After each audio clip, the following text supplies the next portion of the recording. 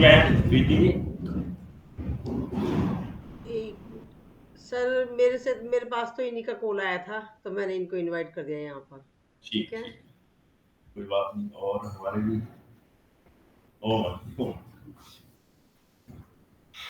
तो चलिए आज कुछ उसकी चर्चा कर लेते हैं। संघ प्रक्षालन होता क्या? शरीर की ओवरहालिंग, सीधे शब्दों में कहें तो शरीर की जो अंदरूनी तौर पर साफ सफाई, जो नॉर्मल तौर पर हम लोग नहीं कर पाते, वो संघ प्रक्षालन होता है। इसमें हम क्या करते हैं, पानी पिलवाते हैं। पानी किस तरह का होना चाहिए? शरीर के अंदर बहुत सारे लोग होते हैं जिनमें बीपी हाई रहता है या अर्थराइटिस से संबंधित, जोड़ों के दर्द से संबंधित रोग हैं, तो उनके लिए पानी की कैटेगरी अलग अलग रहती है। नॉर्मल व्यक्ति जिसको कोई समस्या नहीं है, तो वो गुनगुने पानी में नींबू और नमक, सेंधा नमक मिलाने को ज्यादा अच्छा, ये मिला करके उस पानी का यूज कर सकते हैं। यदि अर्थराइटिस, जोड़ों के दर्द से संबंधित कोई व्याधि शरीर में है, तो उनके लिए नींबू ना डालें, नहीं तो वो फिर दिक्कत करेगा। इसी तरह से कोई भाई बहन बीपी हाई से ग्रसित हैं, तो वो नमक उसे ना डालें। तो ये कुछ सावधानियां बरतने की जरूरत है। अब पानी पीते कैसे हैं? पानी वैसे तो हमेशा हमें उकड़ू बैठ करके, या घुटनों में दर्द है तो कुर्सी पर बैठ करके, खड़े होके ना पिए। जो भी भाई बहन खड़े होके स्पेशली ठंडा पानी पीते हैं, तो उनके घुटनों में दर्द होने ही वाला है, कभी नहीं रुकने वाला। तो गुनगुना पानी तैयार है आपका। गिलास से 2-3 गिलास पिया, और पीने के बाद फिर 5 आसन करने, ऐसे बैठ करके 1 गिलास, 2 गिलास, 3 गिलास पी सकते हैं। ऐसे ही धीरे धीरे 5 अभ्यास करते जाएंगे, और पानी 1-1, 2 गिलास पीते जाएंगे। जब हमें महसूस हो फ्रेश होने जाने के लिए, तब फ्रेश होने चले जाएं। ऐसे यही क्रम चलता रहे। जैसा जिसका कॉन्स्टिपेशन, उसका उतना ज्यादा समय लग सकता है। और एक दिन पहले कोई भी चूर्ण ले सकते हैं। हार्दिकी चूर्ण आता है एक, स्वामी जी का ही, एक शुद्धि चूर्ण है, और त्रिफला चूर्ण सबसे पहले वाला, कोई भी ले सकते हैं। लेने के बाद सुबह हल्का सा मोशन हो जाएगा, और उसके बाद फिर पानी पीना, और पानी पी करके 5 अभ्यास। कौन कौन से अभ्यास? खड़े हो जाए आप लोग, अपना अनुलोम विलोम करते हैं। इसमें सबसे पहले पानी पिया, पीने के बाद ऊर्ध्व ताड़ासन, हाथों उंगलियां आपस में फंसा लें, सांस भरते दोनों हाथ ऊपर की ओर, पंजे पर बैलेंस। अब जो पानी पेट में पिया हुआ है, वो ऊपर की तरफ पहले सांस निकाल दो नीचे, सांस भरते हुए दोनों हाथों ऊपर की ओर, पंजों पर बैलेंस रखते हुए। अब पेट में हलचल हो रही होगी धीरे धीरे, क्योंकि पानी भरा हुआ है पेट में।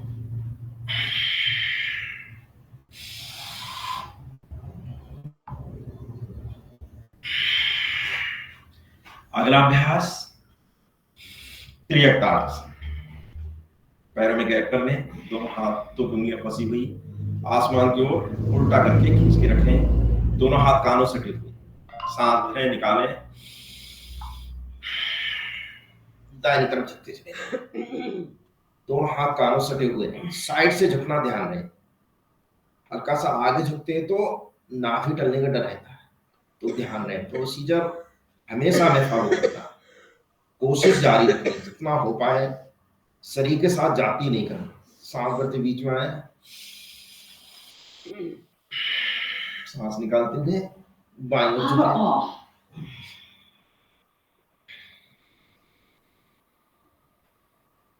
सांस भरते हुए बीच में। अब जो पानी पहले पिया, पहले ऊपर की ओर, फिर साइड में।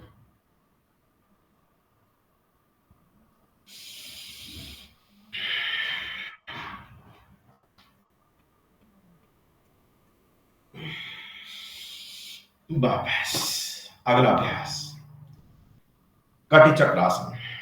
अभी पहले पानी पेट में ऊपर नीचे, फिर दाएं बाएं, अब साइड से। सांस भरें, निकालें,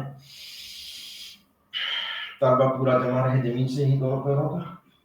पीछे की ओर 180 डिग्री तक प्रयास करें, पेट को कपड़े जैसा निचोड़ना। सांस भरते हुए सामने, निकालते हुए बाएं से।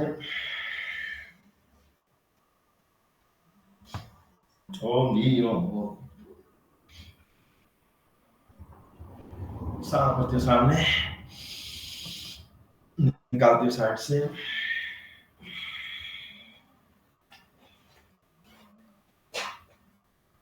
सांस भरते हुए सामने,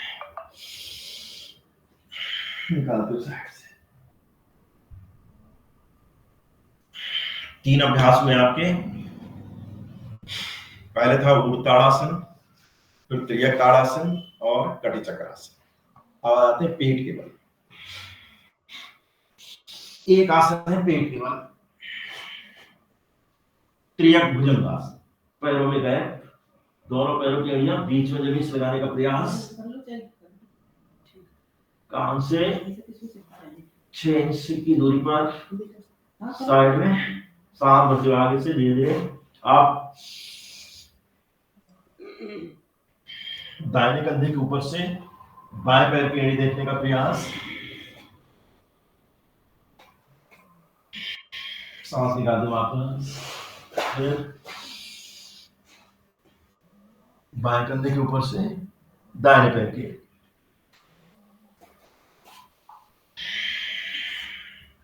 सांस भरते हुए एक बार और।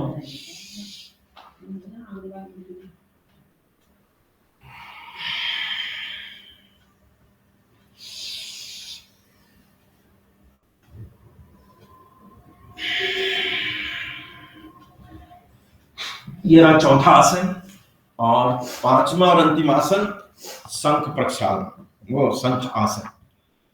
ऐसे ऊपर बैठ जाए, सांस भरें, दाहिना घुटना बाएं पंजे के पास, बाएं घुटना दाहिनी तरफ और बाईं ओर से पीछे की ओर एड़ी देखने का प्रयास करें। यहां पर बिल्कुल कपड़े जैसा पेट को निचोड़ दें।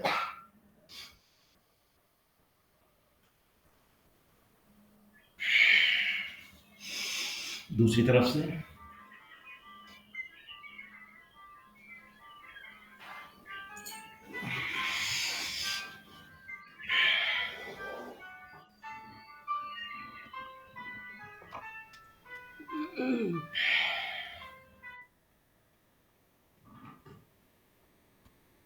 तो ये 5 आसन है आपके शंख प्रक्षालन के, जो हमें करीब करीब मान के चलते हैं साल में 2 बार अवश्य करना चाहिए। ऐसे ही क्रमबद्ध तरीके से लगातार 2-3 ग्लास पानी पिया, फिर ही 5 आसन किए, फिर पानी पिया, फिर आसन किए, और इसके बाद जब महसूस होने लगे कि फ्रेश होने जाना है तो फ्रेश होने लगे।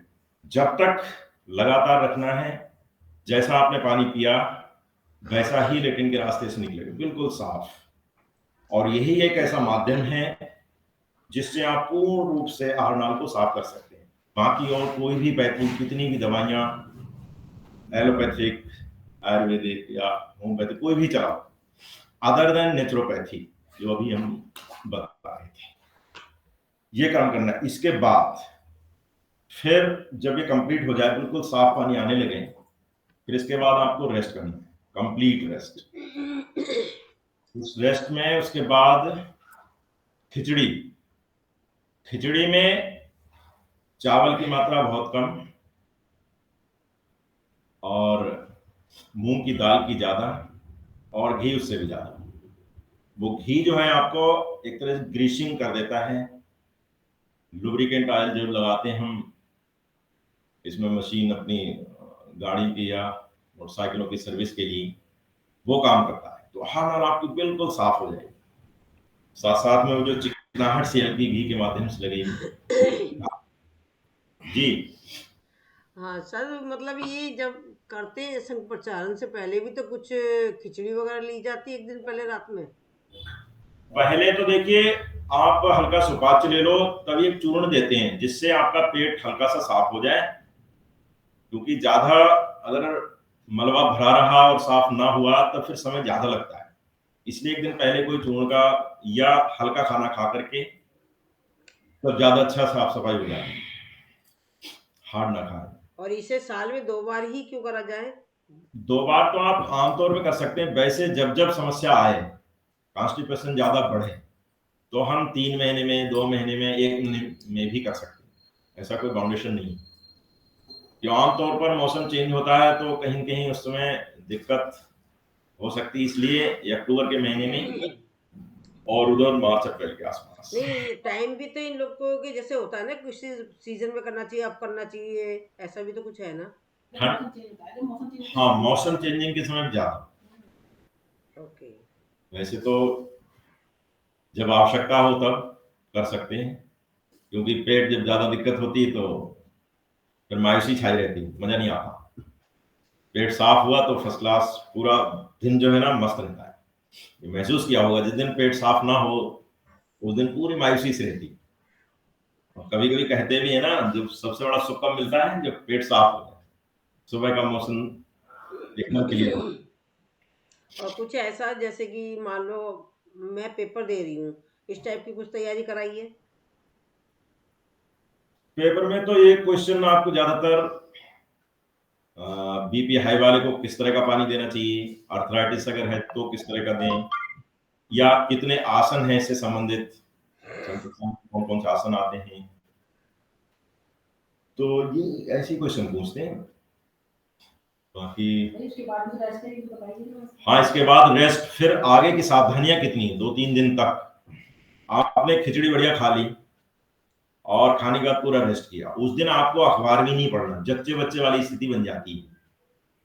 ठंडा पानी यूज नहीं करना जी। जी, और कोई क्वेश्चन किसी तरह का आप समझ सकते हो मैं किन के लिए पूछ रही हूँ? हाँ जैसे कि पेपर आ रहे हैं, संडे को पेपर है। हाँ, अच्छा अच्छा, अगले संडे देखा को। जी, प्रीति जी कितनी एक्टिव अपने शिष्य को ध्यान रखती हैं, तैयारी करती हैं। Thank you. बड़ा दायित्व मिला हुआ है।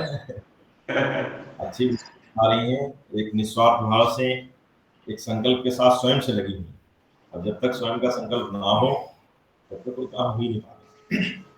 तो सर आप समझा दीजिए, इस टाइम आप समझ ही रहे हो कौन आया हुआ है आपके ग्रुप में, तो आप जी, उस हिसाब से थोड़ी सी तैयारी करा दीजिए। तो ये तो संप्रचार से संबंधित, बाकी संगठन के जो सूत्र से लेकर के आपको जो एक पीडीएफ दी होगी, तो उसमें से तैयारी कर लो। और आ, अभ्यास जो करते हैं हम, उनमें कोई क्वेश्चन हो किस तरह से, वो पूछ सकते हो। बाकी तो पढ़ने भी पता लगेगा। थ्योरी कल तो आपका वो 73 पेजेस का है ना आपके पास, उसमें बहुत सारी चीजें दी हुई हैं और आप उससे पढ़ करके पढ़ाई भी होंगी, तो उनका अभ्यास कर ले। पुराने पेपर्स होंगे वो बहन प्रीति जी ने हम प्रोवाइड कराई दिए होंगे, उनके माध्यम से आप देख सकते हैं, सीख सकते हैं। तो ये और कड़ायों में जरूर पूछा जाएगा। एक चलो अनुलोम विलोम करते हो साथ साथ में, अनुलोम सर विलोम। लघु शंख से एक मेरा क्वेश्चन था, मैं बहुत रेगुलरली करती थी पहले, लेकिन ना मैं प्रेशर लगाती थी ना कुछ करती थी, लेकिन फिर भी मेरा वो फेस्टूला आ जाता था वो पीछे में, तो इसलिए मैंने बंद कर दिया। लेकिन वो है तो अच्छी चीज, तो उसके लिए क्या कुछ?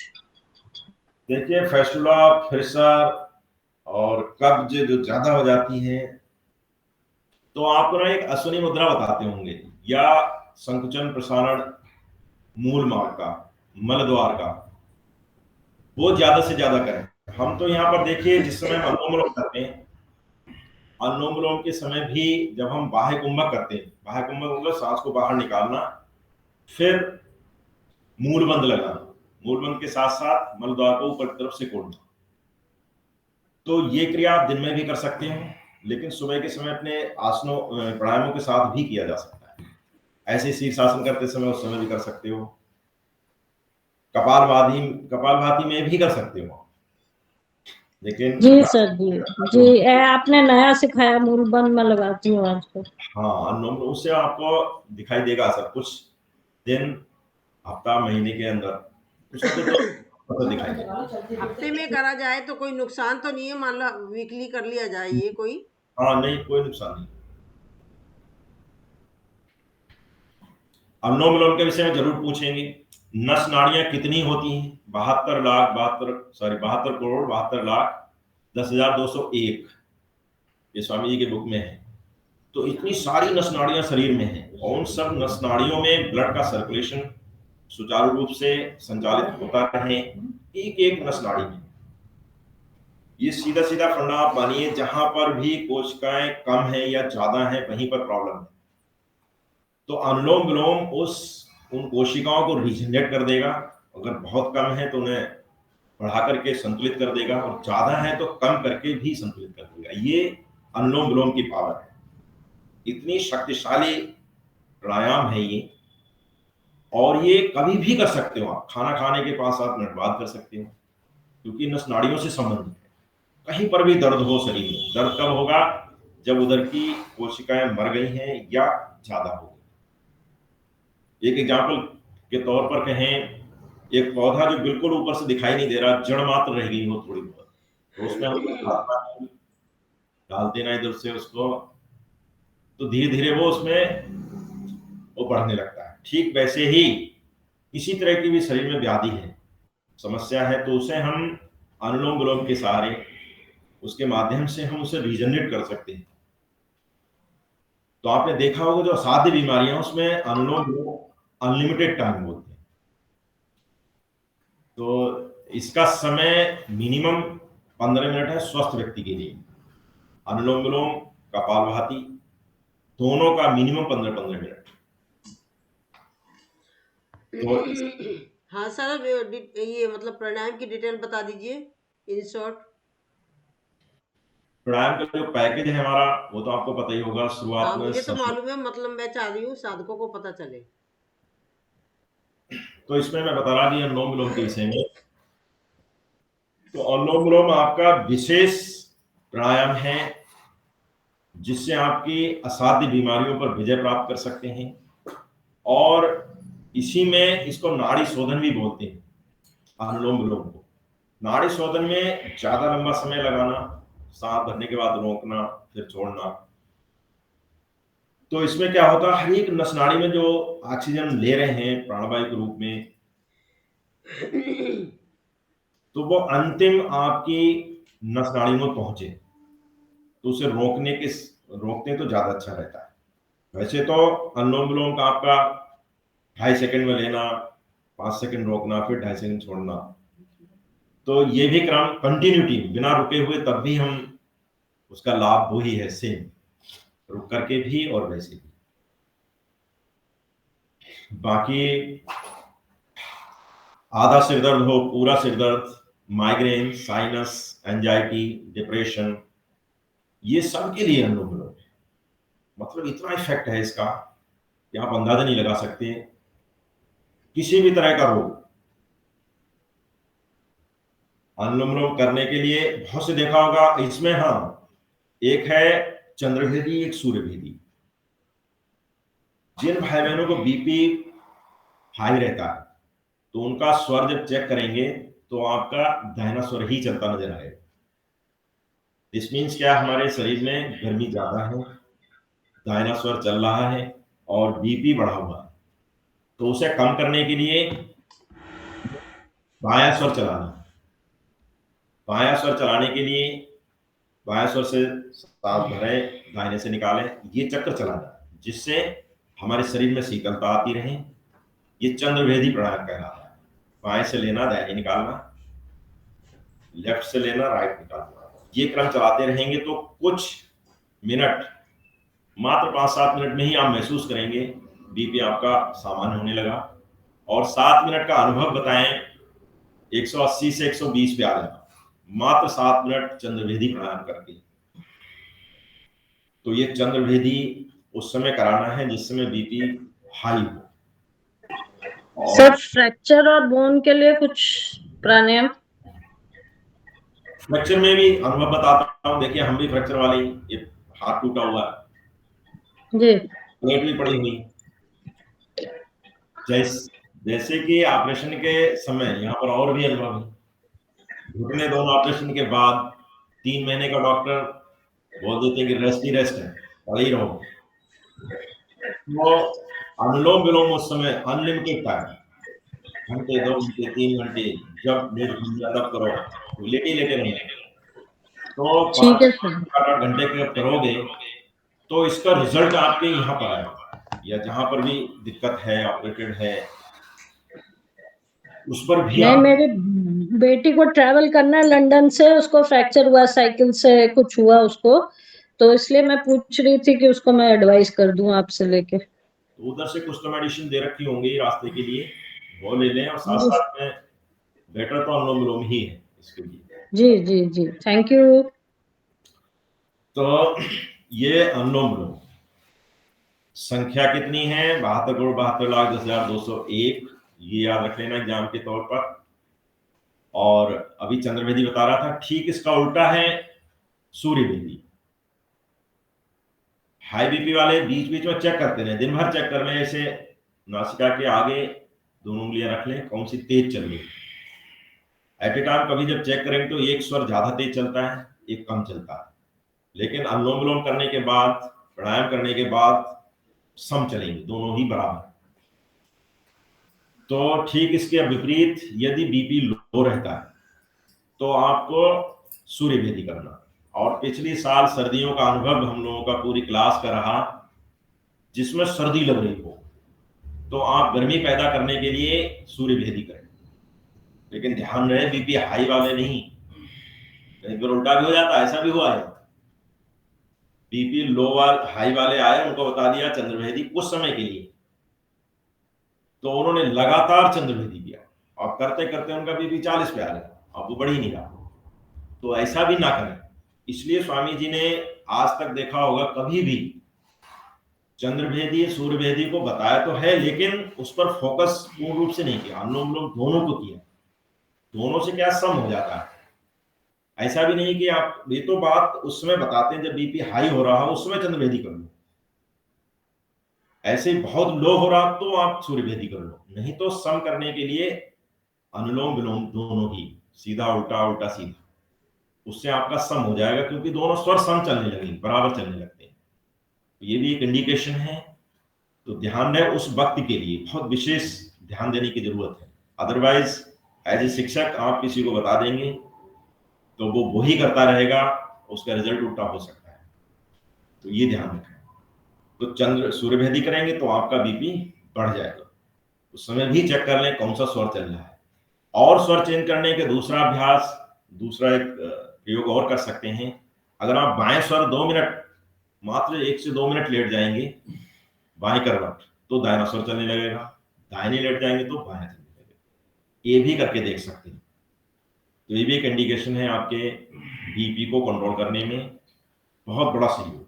देखिए सब कुछ यहीं पर है, जानना और फिर करना, और फिर जब अनुभव हो जाए तो बताना। ये चीजें जरूर शेयर करते रहें, अच्छी चीजें, अच्छे विचार, अच्छे लोग, सबसे अच्छी चीजें हैं, जहां से अनुभव अच्छा मिले वो जरूर बताया करें, जिससे पता नहीं किस भाई बहन को कहां से प्रेरणा मिल जाए और वो व्यक्ति जो ग्रसित है बीमारी से वो पूर्ण रूप से स्वस्थ हो जाए। तो ये तो रही आपकी अनुलोम विलोम की बात। कपालभाति, कपालभाति भी आप, कपाल से संबंधित आपका मस्तिष्क, तो कपालभाति करते करते आपका ये भी तीव्र ओझ एक औरा बन जाता है आपके। अनुलोम विलोम या कपालभाति दोनों ही एक सुरक्षा कवच। छोटी छोटी बीमारी होंगी नहीं तो बड़ी होने का प्रश्न ही नहीं, तो बड़ी आएंगी ही नहीं, बनी नहीं पाएंगी। कपालभाति से 4 तंत्र, बेसिकली 4 तंत्रों में पहला तंत्र है आपका पाचन तंत्र, जो मुख्य है, इससे ही सारी बीमारियां पैदा होती, सब जानते हैं इस बात को। तो पाचन तंत्र, मल विसर्जन तंत्र, यदि आपका मल साफ नहीं हो रहा तब भी बीमारी हो। मल का पैदा होना मतलब खाना खाना और पचना, पचने के बाद मल तैयार होकर के बाहर निकलना, निर्गमन होना, अगर ये क्रम सही से चलता है, आगमन और निर्गमन, आना, पचना और निकलना, ये अभ्यास अगर निरंतरता से शरीर में होता रहे तो कोई समस्या रहेगी नहीं। तो उसके लिए भी हमारा मल त्याग करना, मल विसर्जन तंत्र। तीसरा है मूत्र विसर्जन तंत्र और चौथा प्रजनन तंत्र। ये सारे तंत्र यहीं से हैं और कपालभाति से ही होते हैं। सही, बहुत सारे एग्जाम्पल देखे होंगे आपके, गांठें शरीर में हो गई, कहीं पर भी छोटी छोटी, बहुत से लोगों पूरे शरीर में हो जाती है, तो उनको मात्र 1 से 2 महीने, इससे ज्यादा नहीं लगेगा। लेकिन वही बात है, समय बढ़ाना। जैसे एलोपैथी में क्या कह देते हैं कि स्वयं में काम नहीं चल रहा है, 150 200 और बढ़ा दिया पावर के रूप में। यहां पर आपको समय बढ़ाना है। 15 मिनट स्वस्थ व्यक्ति के लिए है, और यदि बीमारी शरीर में है तो इसका समय 20-30 मिनट से लेकर के 1-1 2-2 3-3 घंटे, और इवन और ज्यादा। जितना ज्यादा करो उतनी जल्दी लाभ मिलेगी। ऑक्सीजन बढ़ाओ, रोग भगाओ, सीधा फंडा।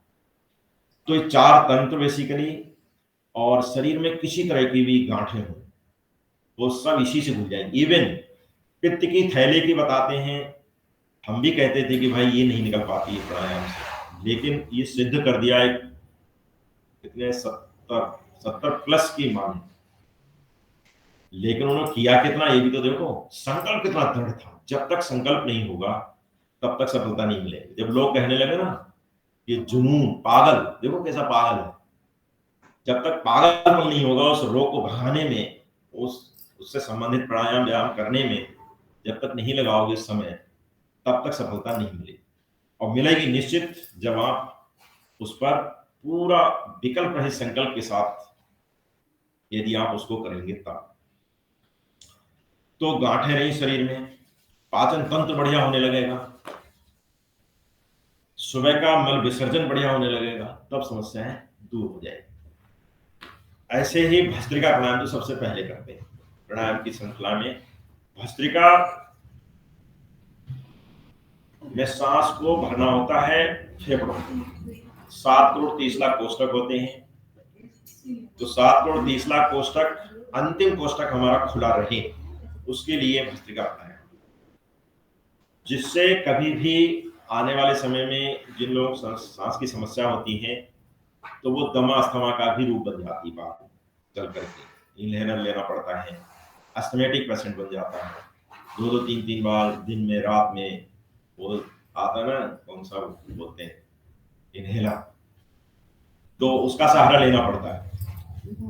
केवल और केवल भस्त्रिका प्राणायाम से ही आप उससे निजात पा सकते हो, बट करना आपको स्वयं को। 7 करोड़ 30 लाख कोष्ठक, ये क्वेश्चन आ सकता है, इसको आप याद रख सकते हैं। अंतिम कोष्ठक वो खुला रहे, कब खुलेगा, जब हम गहरी लंबी सांस भरें। और एग्जाम्पल कहें तो एक कमरे में अगर हम बाहर बढ़िया सफाई करें और बाहर से ताला डाल करके चले जाएं 10-15 दिन के लिए, तो लौट के जब आए तो देखेंगे उसमें कचरा भरा हुआ है, कहीं कहीं जाले और कुछ न कुछ दिखाई देता है। तो यहाँ पर भी यही सिस्टम है, जब हम सांस गहरी लंबी लेंगे नहीं तो लास्ट वाले कोष्ठकों में आपकी प्राणवायु पहुंचेगी नहीं। जब पहुंचेगी नहीं तो बंद होने लगेगी तो दमा अस्थमा का रूप, सांस उखड़ना।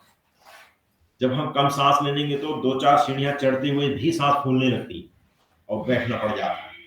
तो जब हम गहरी लंबी सांस लेकर के और सारे कोष्ठक खुले रख लेंगे तब ये समस्या होगी ही नहीं। इसके लिए भी समय आपको बढ़ाना होगा। 3 से 5 मिनट स्वस्थ व्यक्ति के लिए है, और यदि समस्या है शरीर में, ये बीमारी है सांस से संबंधित, तो इसका समय बढ़ा 10, 15, 20 मिनट और इवन 4। तो ये रही आपके कपालभाति, वो उसकी भस्त्रिका, कपालभाति और अनुलोम विलोम, ये हुआ। और एंजाइटी के लिए, डिप्रेशन के लिए और एक है भ्रामरी, जिससे आपके सेल्स वो सब एक्टिव होने लगते हैं, गुंजर करते हैं। जब हम सांस ऐसे किस तरह से जा करके देख लें एक बार, पहली उंगली माथे पर, दूसरी तीसरी आंख के जड़ में, चौथी नाक के आसपास, अंगूठे से कान बंद कर लें, जीभ को उल्टा करके तालू से लगा सकते हैं। सांस भरें, निकालते समय भौरे की गुंजार के साथ, ओम के उच्चारण के साथ 3 बार कर लें।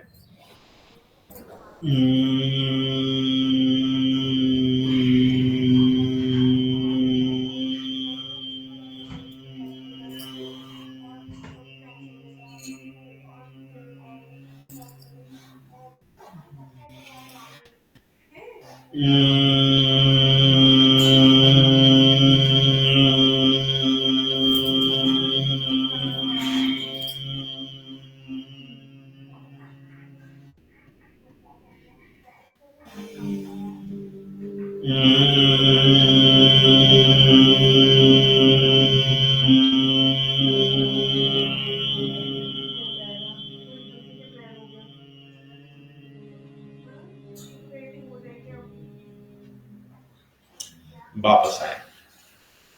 ये आपका भ्रामरी प्राणायाम उन लोगों के लिए, जैसे अनुलोम विलोम, हमारा डिप्रेशन, एंजाइटी, इसके लिए विशेष तौर पर है, तो इसका भी सहारा ले सकते हैं। भ्रामरी और उद्गीत ओम का उच्चारण। आज हमें नीति भी लेना है। चलो अनुलोम विलोम करते रहो तब तक। मैं जाता हूँ, पता नहीं कहाँ का रखा है। बैठ लो आप।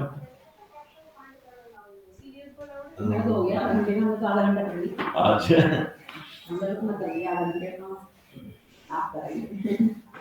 चलो मैं तो बैठता हूँ।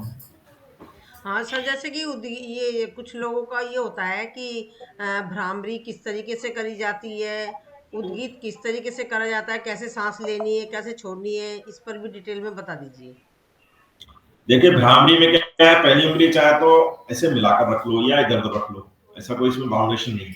हाथों को बहुत लोग नीचे रख लेते हैं, लेकिन थोड़ा सा सही रखने के लिए हाथों को साइड में रखो, और पहली उंगली माथे पर, दूसरी तीसरी आंख की जड़ में, चौथी नाक के आसपास, अंगूठे से कान बंद करके, जीभ को उल्टा करके तालू से लगा सकते हो।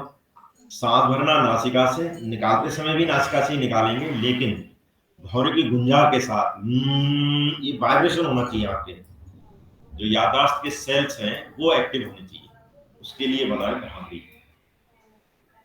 तो ये तो तरीका है भ्रामरी करने का। दूसरा, ओम का जाप करना। तो ओम में आ, उ और मैं 3 शब्द होते हैं। जब हम 3 बार करने की बात कहते हैं तो तीनों को अपने हिसाब से चयन कर सकते हैं।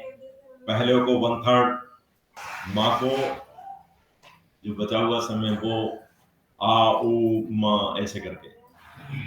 तो इसको आप 3 से 5 बार, 11 बार, जैसा समय उपलब्ध हो वो आप कर सकते हैं। उद्गीत प्राणायाम जो कहलाता है हमारे पतंजलि की लैंग्वेज में, उद्गीत, ये भी आपका लाभ, इसके भी आपके डिप्रेशन से विशेष तौर पर। और आप देखेंगे भी जब ओम का उच्चारण करेंगे तो ओम एक वैसे भी ब्रह्मांड का शब्द है और सर्वगुण संपन्न वाला। ओम अगर 5-6 मिनट भी कर लेते हैं तो आप पूरे एनर्जेटिक हो जाएंगे, तो ये भी अनुभव कर सकते हैं।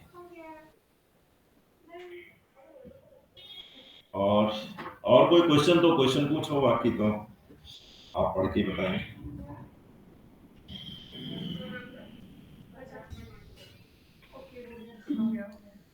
जी रेणु जी, कोई क्वेश्चन है आपका?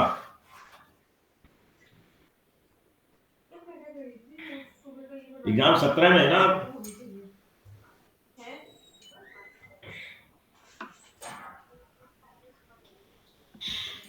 ललिता जी क्वेश्चन है? ललिता जी आपका कोई क्वेश्चन? और वैसे जब तक पेपर है आप सर की क्लास में आ सकती हैं डेली। सर अगर तो बहुत आपने अच्छा लग रहा है। चलिए धन्यवाद आपका। वैसे जब तक पेपर है आप डेली आ जाइए सर की क्लास में, ठीक है? कुछ क्वेश्चन हो तो सर बता देंगे आपको। हाँ, ये रुचिका जी कुछ कह रही थी। रुचिका जी, हाँ सर, मेरे ना राइट जो बाजू है ना पूरा वीक है थोड़ा, क्योंकि मैं गिर गई थी ना। तो अभी कभी कभी मेरे टोज, अभी मेरी फिंगर, कल मैं सेवा नहीं कर पाई, मेरी फिंगर दर्द होती है और पैर की भी, टोस की भी एक पर्टिकुलर फिंगर, तो उसके लिए क्या बढ़ाए? हाथों के सूक्ष्म व्यायाम हो पा रहे हैं आपके, जैसे हम लोग क्लास में कराते हैं, तो वो विधिवत जी जी मानकवत समय जी जी जी है, उसमें समय लगाना। जैसे पैरों के हैं, पैरों में पीढ़ियों में दर्द होना, जंघों में दर्द होना, घुटनों में दर्द होना या पंजों में दर्द होना, उसके लिए सूक्ष्म व्यायाम ही आवश्यक है। एक निरंतरता के साथ प्रतिदिन करना होगा। सांस भरते हुए आगे पीछे, सांस निकालते बीच में, कमर गर्दन सीधी रखें, बहुत ज्यादा पीछे ना जाए, बहुत आगे नहीं, सीधी। हाथों का सपोर्ट साइड से ले सकते हैं, पैर को उंगलियां चलाएं, घुटना सिकोड़े सांस भरते हुए और पंजों को आगे की ओर खींच के रखें। इससे खींचने से लाभ आप देखेंगे, पिंडियों में आपका खिंचाव महसूस हो रहा है। घुटने भी सिकोड़ कर रखें, पंजे भी आगे की ओर खींच के रखें और सांस भरे हुए रखें। सांस छोड़ें, घुटना भी ढीला छोड़ दें, पंजे भी ढीले छोड़ दें। फिर सांस भरें, पंजे आगे की ओर खींचें, घुटने सिकोड़ कर रखें, सांस छोड़ते हुए ढीला छोड़ दें। ऐसे ही अगली बार में पंजे अंदर की ओर खींचे हुए, सांस भरते हुए, घुटना भी सिकोड़े। जितना खिंचाव आपकी नस नाड़ियों में होगा, ब्लड का सर्कुलेशन उतना ही अच्छा होगा। यस सर, ये तकरीब जो पहले वाली बताई वो बहुत इफेक्टिव है, बहुत अच्छी है। ग्लूट्स पीछे क्वाड्रिसेप्स जो होते हैं ना, उस पे तक स्ट्रेच आता है। जी जी। और एक रस्सी थेरेपी, यहाँ पर रस्सी बांधी जाती है, तो बेड़ियों में या इधर जंघों में जो दर्द होता है ना, उसमें रस्सी लपेट करके थोड़ी देर उसको चलवाते हैं, इसका भी प्रैक्टिकल होता रहता है।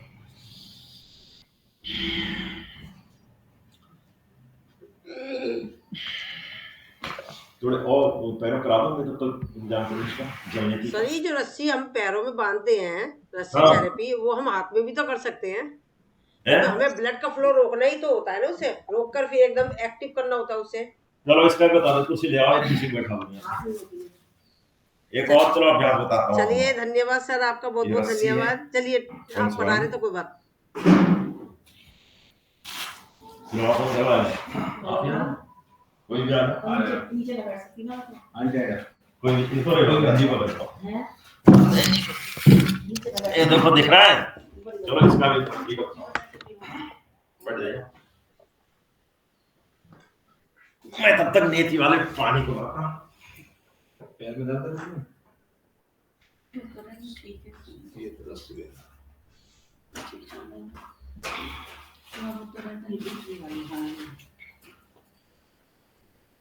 कौन से वाले में ज्यादा रहता है? इसमें।